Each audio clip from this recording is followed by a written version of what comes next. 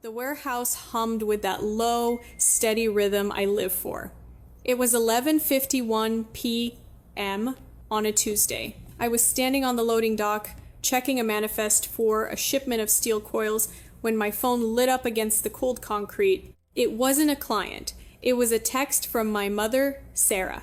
7 words that slashed through the noise of the facility. You are no longer welcome in this family. I didn't even have time to blink before the second notification popped up. My sister, Brittany, had hearted the message.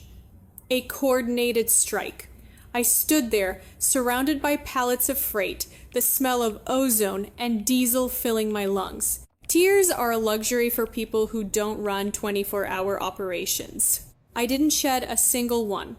I just stared at the screen and realized that the war I had been trying to avoid had finally arrived at my dock. Drop a comment and let me know where you're listening from right now, and if you've ever received a text that changed your entire life in 1 second. I want to know I'm not the only one. A normal reaction would involve tissues and a frantic phone call to a best friend. But I don't work in normals. I work in metrics. In logistics, when a vendor violates the terms of service, you don't send them a sad letter, you terminate the contract. I walked over to my desk, the steel-toed boots heavy on the floor, and opened my laptop. The screen glowed with the familiar blue of my inventory management system. But tonight, I wasn't managing freight. I was managing liability. I started with the basics. I logged in to the shared family cloud account. For 10 years, I had paid the storage fees for 50,000 photos, tax documents, and digital memories. I clicked Settings, selected my payment method, and hit Remove. Then came the streaming services. It sounds petty, but access is a currency. They had been living in a house built on my subscriptions. Netflix, Hulu, premium music accounts, I canceled every single one. I watched the active users list shrink from 4 names down to 1. But those were just warning shots. The real ammunition was in the banking portal. My parents, Sarah and David, liked to project the image of successful real estate moguls. The reality was much thinner. They lived commission to commission, leasing luxury cars to drive clients around, wearing clothes they couldn't afford. 3 years ago, during a dry spell in the market, I had co-signed a commercial line of credit for their business. It was a $60,000 safety net meant for emergencies. Over time, it had become their lifestyle fund. I pulled up the statement. They were currently using $42,000 of the available credit. I looked at the transaction history, leased BMW payments, high-end dinners, a boutique hotel stay for Brittany's mental health weekend. They weren't using my credit for business. They were using it to maintain the illusion that they didn't need me. I didn't feel guilty. I felt like an auditor discovering embezzlement. I navigated to the guarantor settings. The terms were clear. As the primary account holder, I had the right to freeze the asset at any time to prevent further debt. I didn't hesitate. I typed in my password. A confirmation box popped up asking if I was sure. I clicked yes. Then I initiated a transfer of the debt responsibility back to the secondary signers, them. Without my credit score backing the account, the bank's algorithm would immediately flag the risk and lock the funds. It took exactly 12 minutes to dismantle the financial infrastructure of their lives. I closed the laptop and sat back in the silence of the warehouse. My phone buzzed again, but this time it wasn't a text. It was an automated alert from the bank app. Transaction declined. The Cheesecake Factory. $180. They were out celebrating my exile with a dinner I was supposed to pay for. I let out a breath I didn't know I was holding. The contract was terminated. The shipment was rejected. And for the first time in my life, I wasn't the one paying the bill. To understand why I froze their accounts with zero hesitation, you have to understand the garage. We call it the dead stock. 2 weeks ago, I drove out to my parents' house in the suburbs. The lawn was manicured, the hedges were trimmed to a perfect geometrical precision. Everything about Sarah and David was about curb appeal. But when my father hit the button for the 3-car garage, the illusion shattered.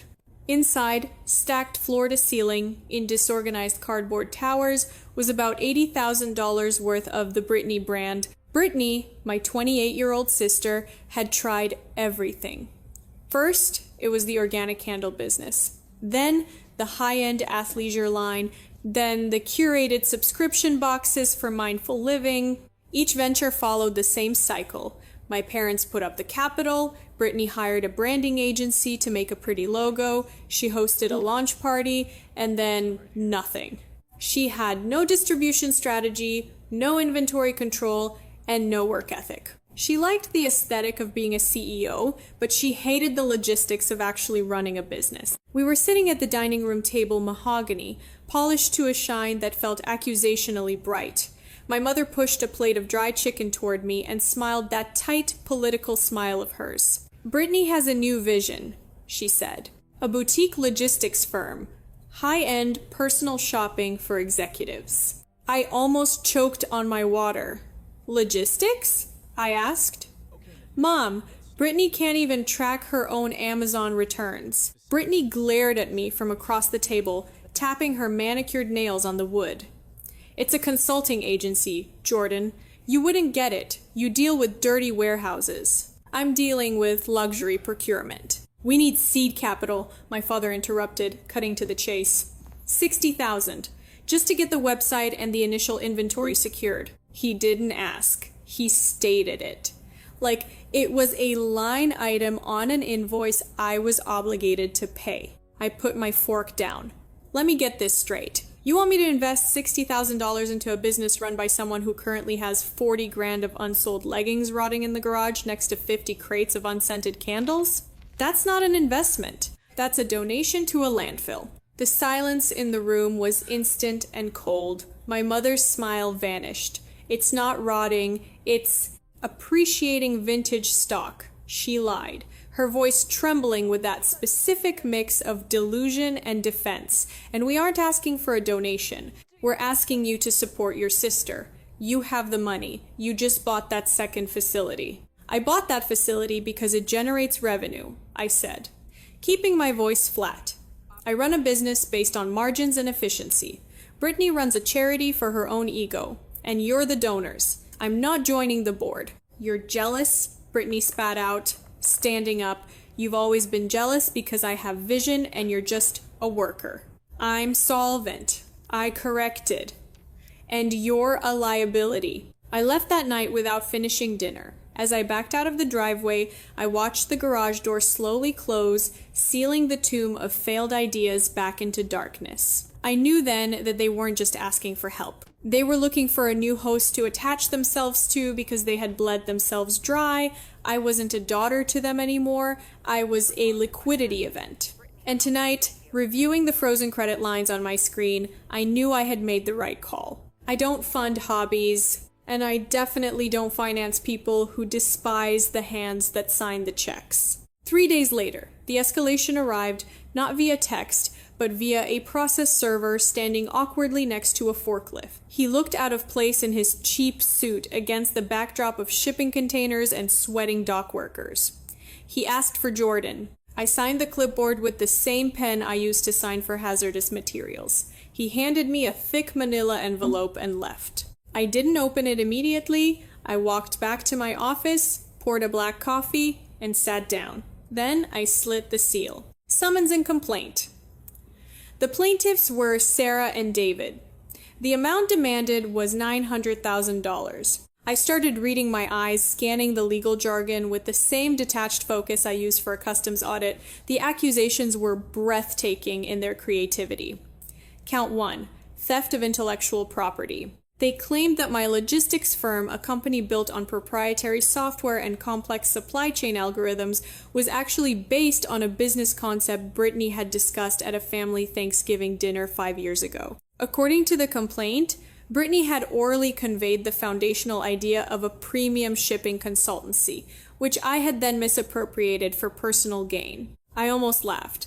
Brittany thinks logistics is what happens when UPS delivers her packages on time. The idea that she engineered a global freight network over turkey and stuffing was objectively insane, but count 2 was darker, undue influence. They alleged that I had manipulated my great-aunt Eleanor, who had passed away 2 years ago, into cutting them out of her estate. They claimed I had isolated the decedent and poisoned her mind to secure the $90,000 inheritance that I had used to start my business. I put the papers down and looked out the window at the trucks lining up at the bays. A normal person would feel betrayed. A normal daughter would ask, how could they do this? But I wasn't looking at this like a daughter. I was looking at it like an investor. And suddenly, it made perfect sense. In business, there is a concept called the sunk cost fallacy.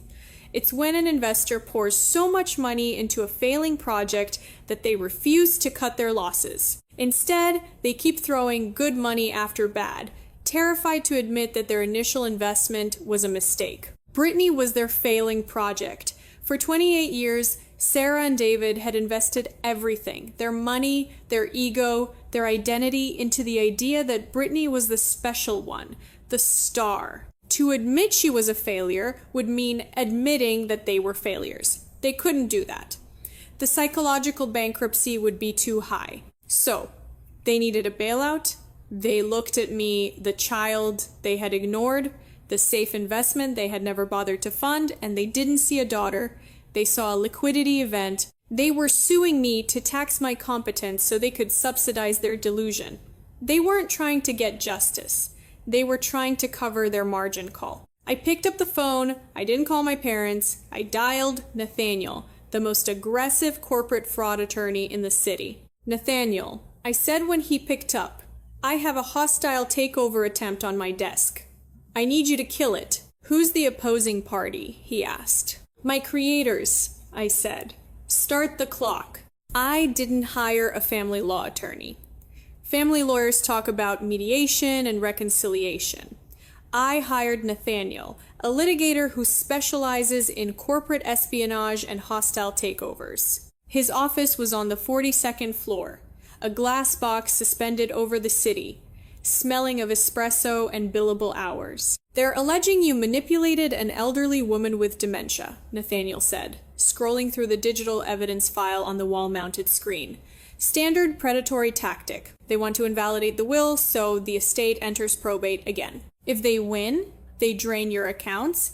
If they lose, they hope you'll settle just to stop the bleeding. I don't bleed, I said, sliding a black external hard drive across the polished mahogany table. And Aunt Eleanor didn't have dementia. She had a strategy. Aunt Eleanor had been the black sheep of the family long before I took up the mantle. She was a woman who had built her own wealth in real estate during a time when banks required a husband's signature for a loan. She died 2 years ago, leaving me $90,000 and a collection of encrypted digital files. The family thought she was paranoid. I knew she was just prepared. Nathaniel plugged the drive in. What are we looking for? File 001, labeled contingency, I said. The screen flickered, and suddenly Aunt Eleanor was looking down at us from the grave. She was sitting in her high-backed leather chair, a cigarette burning in the ashtray next to her, a habit she refused to quit because, as she put it, at 80, everything is a health risk. Jordan, the video version of Eleanor began, her voice raspy but razor-sharp. If you are watching this, it means Sarah and David have finally run out of other people's money. It means the parasite has turned on the host. Nathaniel stopped typing. The room went dead silent. They will call you selfish, Eleanor continued, staring directly into the camera lens. They will say you stole from them. They will say I was senile when I signed the checks. Don't believe them. And more importantly, don't pity them. She took a drag of the cigarette. Your parents are not bad people because they are evil. They are bad people because they are weak. They eat their young to keep themselves fed. They did it to me 40 years ago, and I let them. I paid their debts until I was nearly bankrupt. I don't want you to make the same mistake. She leaned forward. This $90,000 I left you, it isn't a gift, Jordan. It isn't for a down payment or a vacation.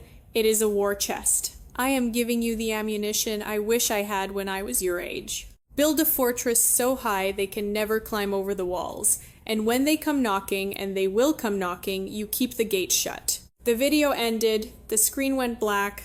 I sat there, the hum of the hard drive, the only sound in the room. For years, I had thought the inheritance was just kindness. I realized now it was tactical. Eleanor hadn't just given me capital, she had given me clearance. She had anticipated the supply chain failure of this family decades before I was even born. Nathaniel looked at me, a rare smile touching his lips. "That," he said, tapping the desk, "is the most effective character witness I have ever seen. We aren't just going to win the dismissal, Jordan. We are going to bury them." I looked at the black screen where Eleanor's face had been. I didn't feel grief. I felt armed. "Let's move to discovery," I said. "I want to see exactly how desperate they are." Discovery is usually the most tedious part of a lawsuit. It is weeks of sifting through thousands of emails, receipts, and bank statements, looking for a needle in a haystack of irrelevance. But 2 weeks into the process, Nathaniel called me. He didn't ask me to come to his office next week. He told me to come now. When I walked into the conference room, the mood had shifted. The air didn't smell like expensive coffee anymore. It smelled like blood in the water. Nathaniel didn't greet me. He just pointed to a single document centered on the glass table. "We subpoenaed your sister's personal banking records to prove financial distress," Nathaniel said, his voice quiet. "We found a series of transfers from a regional bank account we didn't know existed, so we pulled the origin documents for that account." I looked down. It was a loan application from 3 years ago. The header read, "Small Business Expansion Loan." The amount was $72,000. The applicant's name was Jordan Vance. I frowned. I didn't take out a loan 3 years ago. I cash flowed the expansion of the Western Distribution Center. "Keep reading," Nathaniel said. I looked at the signature line. There was my name. The handwriting was a skilled attempt at mimicry, practiced and careful. But the loop on the J was too wide. The slant was too vertical. It was the handwriting of someone who had spent her life trying to copy me, but never quite getting the mechanics right. It was Brittany's hand. My eyes slid to the right. A loan application requires a witness or a notary to verify the identity of the signer. There, stamped in fading blue ink, was the official seal. Sarah Vance. Commission expires 2024. The room seemed to tilt. My mother hadn't just known about the fraud, she had notarized it. She had sat at a table, watched her favorite daughter forge my name to steal $72,000 of credit, and then stamped it with her state-issued seal to make it legal. "It gets worse," Nathaniel said, sliding a second sheet of paper across the table. "Look at the repayment schedule." I scanned the dates. The loans were structured with a 3-year interest-only period, followed by a balloon payment of the full principal. The balloon payment was due next month. The pieces of the puzzle slammed together with the force of a freight train. The lawsuit, the $900,000 demand, the timing. It wasn't about Aunt Eleanor. It wasn't about undue influence. It was a desperate, panicked cover-up. They were about to default on the fraudulent loans. If they missed the payment, the bank would come after the signatory me. I would find out about the theft immediately. They would go to prison. They needed cash, and they needed it fast. They sued me not because they thought they were right, but because they needed to extract a settlement large enough to pay off the crime they had committed in my name before the bank called me. I looked up at Nathaniel. The anger I expected to feel wasn't there. Instead, I felt a cold, metallic clarity. This wasn't a family dispute anymore. It wasn't even a civil case. "This is identity theft," I said, my voice steady. "This is wire fraud. This is bank fraud." Nathaniel nodded slowly. "This is federal prison." I looked at the forged signature one last time. For 30 years, I had wondered how far they would go to protect Brittany. Now I had the answer. They would commit a felony. "Draft the referral to the FBI," I said, "but don't send it yet. I want to look them in the eye when they realize the trap has snapped shut." The settlement conference took place in a windowless room on the 42nd floor. My parents and Brittany sat on one side of the glass table. They looked confident, smug, even. They were wearing their best victim outfits, muted colors, anxious expressions, but I could see the greed behind their eyes. They thought they were minutes away from a check that would erase their mistakes and fund Brittany's next failure. My father, David, opened his mouth to speak, probably to launch into a rehearsed speech about healing the family rift. "Don't!" I said. I didn't raise my voice. I just held up a hand. "Nathaniel, show them." Nathaniel didn't say a word. He opened his leather folio and slid a single document across the polished glass. It wasn't a settlement offer. It wasn't a check. It was a standard government form, filled out but not yet filed. Referral for criminal investigation, Federal Bureau of Investigation. Subject, wire fraud, identity theft, and notary misconduct.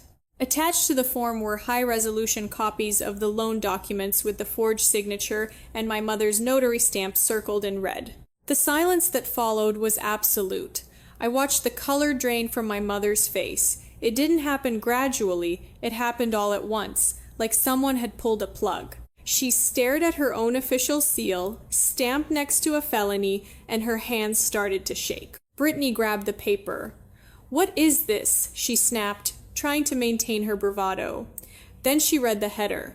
Her breath hitched. She looked at me, then at our parents, her eyes wide with the sudden, terrifying realization that the safety net was gone. "This is leverage," I said, leaning back in my chair. "You sued me for $900,000 to cover a $72,000 fraud. You thought you could intimidate me into paying off your crime before the balloon payment hit." "Jordan, please," my father whispered. His confidence had evaporated, leaving behind a small, terrified old man.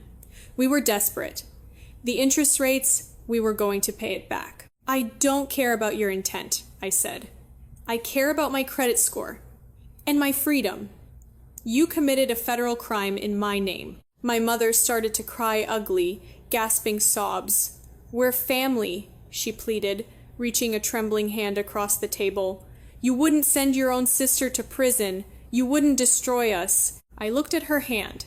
A few weeks ago, that hand had notarized my financial ruin. I didn't feel pity. I felt the cold, hard satisfaction of balancing a ledger. "I have two options prepared," I said, ignoring her hand. "Option A. Nathaniel files this referral at 5 p.m. today. The FBI investigates. Mom loses her license and goes to prison for notary fraud. Brittany and Dad go down for wire fraud and conspiracy. I testify against you." Brittany let out a strangled sound, like an animal caught in a trap. "Option B. I continued, my voice flat. You drop the lawsuit with prejudice immediately. You list your house for sale within 48 hours. You use the equity to pay off the fraudulent loan in full before the default date. And you sign a confession of judgment that I will hold in escrow. If you ever contact me again, or if you ever miss a deadline, I file the criminal referral." "Sell the house?" my mother gasped. "But where will we live?" "That's a logistics problem," I said. "I suggest you solve it." I stood up. "You have 5 minutes to sign the dismissal and the agreement. If you don't, I'm walking out of here and driving straight to the field office." I watched them crumble. There was no fight left, no arrogance, just the crushing weight of consequences they had spent a lifetime avoiding. They signed the papers with shaking hands, signing away their home to save their skins. As I walked out of the room, my mother whispered my name. "Jordan, how can you be so cold?" I stopped at the door and looked back at them, a huddled mass of bad decisions and toxic entitlement. "I'm not being cold, Mom," I said. "I'm just liquidating the asset." The house sold in 48 hours. The market was hot, and they were desperate, so they took the first cash offer that covered the debt. They paid off the fraudulent loan 3 days before the balloon payment was due. They avoided federal prison, but they couldn't avoid the reality of their new life. Sarah and David moved into a 2-bedroom rental on the other side of town. Brittany declared personal bankruptcy and, last I heard, was working reception at a dental office, a job that requires her to be on time and answer to a boss. I didn't go to see them move out. I didn't drive by to gloat. I stayed at the warehouse, overseeing the expansion of our third distribution hub. People ask me sometimes if I feel guilty. They ask how I can sleep at night knowing my family lost everything because I refused to help. They talk about blood and duty. But here is the truth I learned from Aunt Eleanor and confirmed in the silence of my own life. Toxic families are like ghost ships. They are unmanned vessels drifting in the dark, full of holes, taking on water. When you see one, your instinct is to pull alongside and try to save it. You want to throw a line, you want to board it, and start pumping out the water. But you can't save a ghost ship. It has no captain. It has no rudder. All it has is dead weight and momentum. If you tie your boat to it, it doesn't stop sinking. It just drags you down with it. For 30 years, I tried to bail out their water. I tried to fix their leaks with my money, my time, and my sanity. All I did was exhaust myself while they drilled more holes in the hull. Cutting the rope wasn't an act of cruelty. It was an act of survival. It was physics. You cannot lift someone who is determined to stay submerged. I walked out to the loading dock one last time. The sun was setting over the industrial park, painting the concrete in shades of orange and gold. My phone was silent. My bank accounts were secure. My conscience was clear. Aunt Eleanor told me to build a fortress. I did. And standing here, inside the walls I built with my own hands, I finally realized that the greatest inheritance she left me wasn't the money. It was the permission to let them sink. If you've ever had to cut the rope to save yourself from sinking, share this story. And if you're still holding on, hoping they will change, maybe it's time to let go. Subscribe for more truths about the cost of freedom.